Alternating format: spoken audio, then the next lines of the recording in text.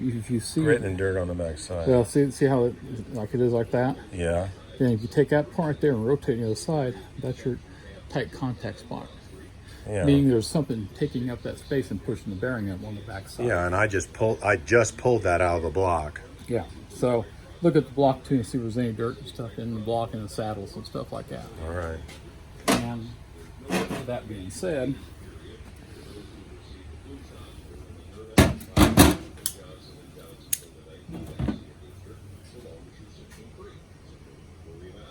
you got the shiny spot there. Yeah. Oh, see, look at that. Where's that? See all the spackling and dirt. How is that possible? Just dirty environment. Dirty installation. They didn't clean it up. See, and for 10 miles, for there again, you got some stuff going, but this is the backside bearing. Even under 10 miles, you shouldn't have had stuff getting back here. Right. And causing that on the back end of the bearing. Right. Even if you put dirty oil in it, it wouldn't get up behind the bearing like that. The oil would, but not so much the material. Yeah. Yeah. So it's just a poor, you know, not knowing the whole thing, but this is just poor. Yeah. That corresponds with the shiny spot. Yeah. And that means that's taking up your oil clearance. Yeah. So. This is Effingham Regrind, by the way. As you can see, this is what they do. So, yeah. Okay, thanks. Okay. This bearing here is not showing any signs of this being transferred over, so that means it was there before. What? What you said? What? This spotting, see how the roughness is in there? Yeah. That should be real nice and smooth over the crosshatch pattern. Yeah, if they had reconditioned it, yeah. And nothing, so no dirt or nothing got underneath it on this one. Yeah. Like you had with that.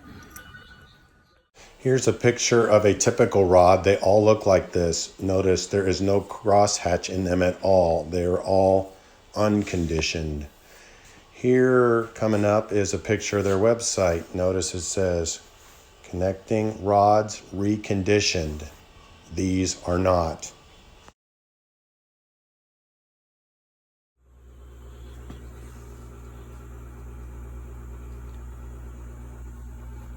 This is dirt. See that? Underneath the rod, or I mean the main bearing. See that? Dirt. See it in there? Dirt. See that? There's some dirt right there. See that? I gotta have to clean this whole thing out. See that? That's all dirt there underneath the rod. So that was in assembly. I didn't put that dirt underneath the bearing before, you know, that was done. That was clean, was not clean before assembly.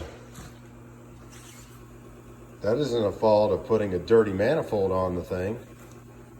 Here's a piece of dirt right there too.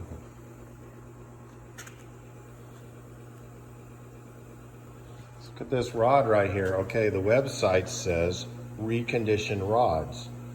What is a reconditioned rod? A reconditioned rod would be you machine the surface, you bolt it together, and then you hone it back out. You'd see a crosshatch. There should be a crosshatch pattern in there. Do you see a crosshatch pattern?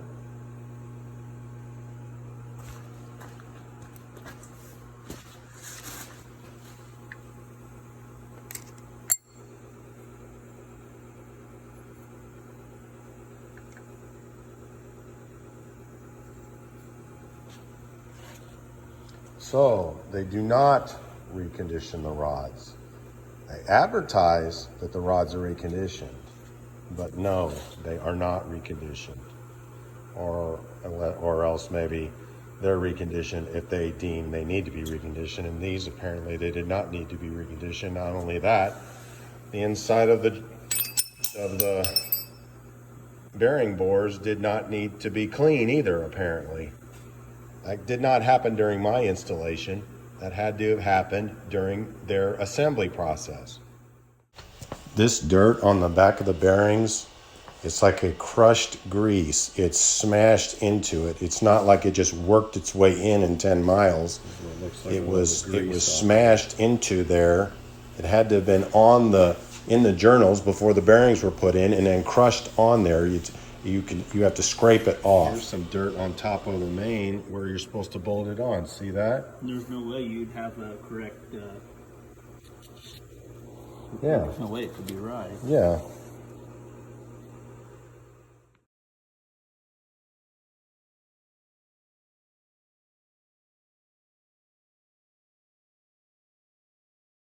What? What was the name of this company? Accurate Engines, Granville, Michigan. See this here? This is on the main cap. See all that dirt there? And that's after I cleaned some of it off.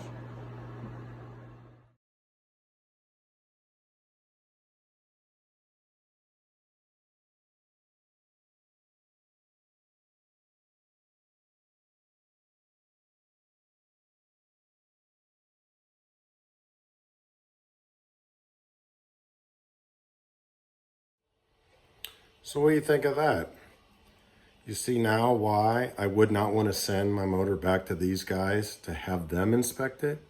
You think I would have sent it back and they would inspect and go, oh yeah, we found out that we decided not to clean the block. We just flapped the bearings on top of the dirt and bolted it down and sent it out. Do you think that's the way the report would come back?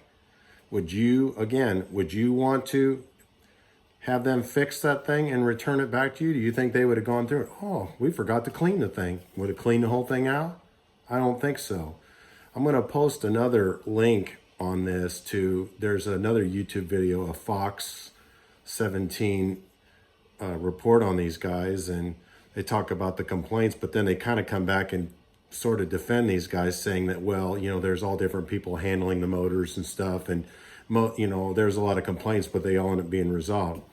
Okay, this is a different video than anything else. This isn't a complaint where, well, maybe it wasn't installed right, maybe the end guy didn't clean something or whatever. This is a situation where these guys literally chose not to take the time to clean the motor at all. You know what I mean? They just decided, well, let's just bolt it together and see how it goes.